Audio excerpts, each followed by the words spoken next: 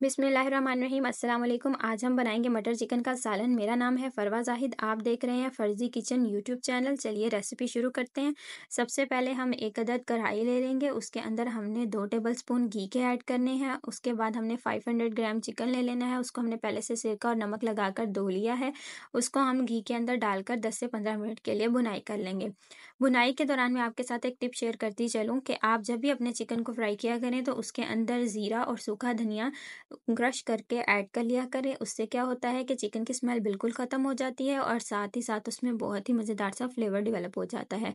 10 minute भुनाई के बाद मैं इसको अलहदा बाउल में निकाल लूँगी और साथ ही इसमें ऐड करूँगी तकरीबन 1 कप मटर के। उसी घी के अंदर डाल के मैंने इसको है भून लेना था। भूनने के बाद मेरे पास एक मीडियम साइज़ की जो है वो प्याज थी जिसको मैंने बारीक काट लिया है। अब इसको मैं ऐड करके भून लूँगी। इसके साथ-साथ मैं इसमें 2 टेबलस्पून अदरक लहसुन का पेस्ट ऐड करूँगी। इसमें मैंने 2 सब्ज़ मिर्चें भी बारीक पीस ली थी। अगर आप सब्ज़ मिर्च के साथ लाल मिर्च इस्तेमाल करना चाहते हैं तो आप 1 सब्ज़ मिर्च कम करके तो 1 टीस्पून जो है वो लाल मिर्च ऐड कर लें।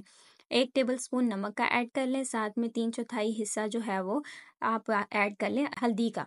हल्दी ऐड करने के बाद उसे मिक्स कर लें। या 2 मीडियम साइज़ के टमाटर लिए उनका पेस्ट बना के मैंने ऐड कर दिया। ऐड करने के बाद मैंने इसे हिला लिया और इसमें मैं पानी ऐड कर दूँगी जिससे ग्रेवी स्मूथ हो जाएगी। साथ ही साथ यहाँ पे मैं अपना स्पेशल इंग्रेडिएंट डालूँगी जो कि है टोमेटो केचप। तकरीबन 1 टेबलस्पून ऐड करूँगी। उससे क्या होगा कि इसकी ग्रेवी स्मूथ बनेगी। मटर जो है वो गल चुके हैं और जो ग्रेवी है वो पककर तैयार हो चुकी है। अब आपने क्या करना है, आपने जो अपना चिकन फ्राई किया हुआ था उसको इस ग्रेवी के अंदर ऐड कर देना है और 10 से 15 मिनट के लिए अच्छी तरह भून लेना है। भूनने के साथ-साथ आप इसके अंदर थोड़ा-सा सूखा धनिया और ज़ीरा जो है वो पीस कर डालें ताकि इसमें फ्लेवर जो है वो मज़ेदार सा डेवलप हो जाए और साथ ही साथ इसकी खुशबू को भी बढ़ाए। भूनने के बाद हमने इसको जो है वो दम पर लगाना है। आधा ग्लास हमने डाल लेना है इसके अंदर पानी का। पानी डालने के बाद इसे तकरीबन 10 मिनट के लिए हल्की आंच पर दम लगा देना है। 10 मिनट दम पे रखने के बाद आप देखेंगे कि हमारा सालन जो है वो तैयार हो चुका है। आप इसे किसी भी बर्तन में सर्व कर लें। अगर आपको वीडियो पसंद आए तो इसे लाइक किया करें और कमेंट में ज़रूर बताया करें।